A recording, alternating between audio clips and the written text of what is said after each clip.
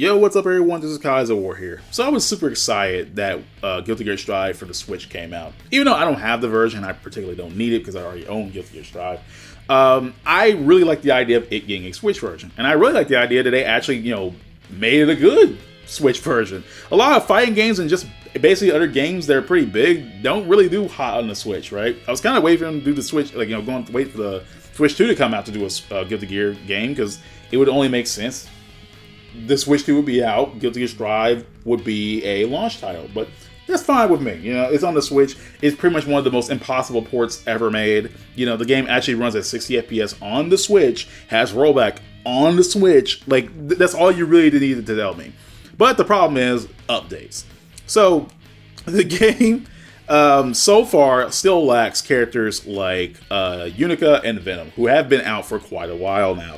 And people who've bought the original Guilty Gear Strive for the Switch are kind of just not playing the game anymore because the other versions are getting characters and, the player base is getting smaller and smaller. So I can understand why people just don't want to play that version no more. They kind of see all these other characters coming out and they're constantly, telling artists, hey, so are we going to get Venom and Unika anytime soon? And with Lucy coming up, that's going to be a bigger issue as well because if Lucy came out and all these characters weren't in there yet, that would have been, you would have had a version 3 DLC characters behind, and that's insane. But luckily, they came to address it in their most recent developer's backyard. We sincerely apologize for the long wait regarding the update for Guilty Gear Strive Nintendo Switch Edition. Venom and Unika, along with Lucy, are planned for an update in the fall of 2025. Development for the Nintendo Switch Edition involves porting the characters after completion, followed by sequential optimization and processing load reduction. The fall 2025 update is expected to bring up to the speed with the latest version, including not only playable character additions, but also digital figures, balance adjustments, and ranked matches. Additionally, we are addressing issues where the text is difficult to read in some languages, settings. Please look forward to the update. And I think that's super cool as well. The fact that I kept thinking for a while, the Switch version is obviously missing some features, right? And I assume that they did that mostly because just try to get the game on the Switch in general, right? Team of 3 isn't on there. Obviously, Unika and Venom aren't on there as well. Stuff like that, right? But to my, shock, they're actually going to add more stuff to it to update it to be closer to what we have on current platforms. So I wonder how deep this is going to go. I don't know if they're ever going to add Team of 3. I honestly don't really care about Team of 3. I don't think anyone really I don't think really anyone cares about Team of 3 anymore. But I mean, that'll just be down mode, and I guess I guess there really be no point. I mean, if the game can't handle it, I guess there really be no point. But the game does have rollback, so I don't know if it's just a problem with just it being on the Switch. I don't know if it's a problem with just how the game's infrastructure is on the Switch. I don't know, but it's cool that we're actually getting these characters. Now, they say they're playing them for an update in the fall of 2025. Now, the incentive of when you bought the Switch version is that you get Dizzy for free. Now, you wouldn't get Dizzy until way after that game.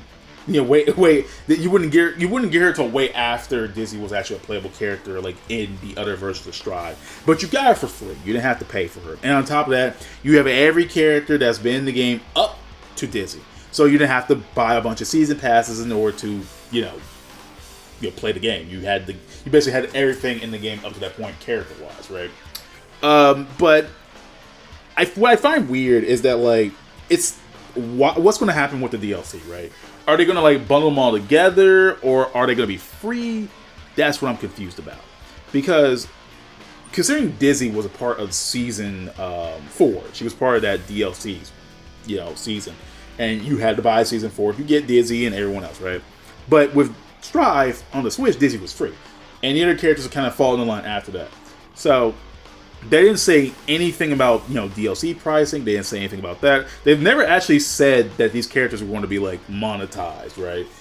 From my understanding, they've never said anything about these characters being straight up just DLC, right? All I know so far is that they're going to be they're coming in an update. They're planning for an update, right? So it'd be kind of weird to charge for these characters like this, because technically the season pass will be incomplete. The only way I can see it working is that maybe you could buy it for a reduced price, so maybe the DLC pass will be like maybe $20 instead of the $30 if we're currently season 4, or maybe it'll be cheaper than that, or maybe it'll be free since you bought the Switch version. I feel like that'd be a great incentive for like buying the Switch version is to get the entire season pass for free, even though I feel like there will be no way. But then again, I don't know. I honestly don't know. But I'm glad they mentioned how they handle the characters. It's like, okay, well, the character's complete. Then we have to port them over, and then we have to, fix some stuff to make them work in this engine, which makes sense, I feel like trying to get all these characters to work on the Switch was probably a huge hassle. I mean, honestly, I feel like if they wanted to get the characters earlier on the Switch, they probably would have done it already. But considering the fact that they had it run at 60 FPS and roll back on the Switch, I feel like a lot of work went into this Switch port just to get it to run properly. Because a lot of fighting game companies just say F it and just throw shit on the Switch, and it just doesn't run and look as good as the other versions do. And I think that's a damn shame. So, like, at least with Arc System Works on this case, and maybe whoever else is working on with this port, they at least tried. But I feel like, maybe with Venom, Unika, and Lucy, it might be harder to get these characters running on there because these guys just released, stuff like that. I feel like they're trying to figure out, okay, how the hell are we going to get these characters to work on the Switch version, without essentially breaking our game in half. And considering they're also adding, the balance adjustments, they're adding ranks with it, they're adding new stuff to the digital figure. The Switch version is freaking huge already. Like, it's like the basic version of Strive. I have the PS4 version. It's pretty decently sized. So trying to fit all that onto the Switch is also going to be probably a big Herculean task in and of itself. There's a lot of shit in Guilty Gear Strive. So I feel like, well, at least character-wise, not like modes or whatever. So I feel like there's probably going to be a lot of stuff to add in there. But hey, I'm super excited for people who already own the Switch version. If these characters do drop for free, I mean, hell, you don't have to pay nothing for that. You already bought the base game. You don't have to pay nothing. You get these characters for free. If they do, they better do that at a reduced price because you're already losing one character off the pass. And they did say it was an update, so I don't know if it's going to be like, like a DLC update or just a plain update. Because if it's a plain update, hey, that's free DLC characters. You have to pay for that. And I feel like making them for free would probably be the smart move because for people who already bought the Switch version, I mean, I know it's like all the characters in one version. You don't have to pay for season passes, but making someone pay for a Switch version that's already delayed character behind and at full price at that, I feel like making the DLC characters free will be at least an incentive to at least have people who already don't have Strive for the Switch at least go pick it up. They didn't say anything about crossplay or whatever, but I heard that crossplay is a problem just with the Switch in general. So I highly doubt crossplay is going to be a thing. I do hope that this game does get a Switch 2 update patch or something like that, because that way they can add all the stuff from the console versions into the Switch 2 version, because it has more power to work with. Now, I don't know how much that would work. I don't know how different that would be. I don't know if that even will work. But if it does get a Switch 2 update and it does get extra stuff, that'd be pretty cool because it may have crossplay. So that means if you already have the Switch version, you can play with more people, and I feel like that would make sense. Just give more people more options. Just play with other consoles. It would only make sense because I don't know how big the Switch environment is around Strive right now.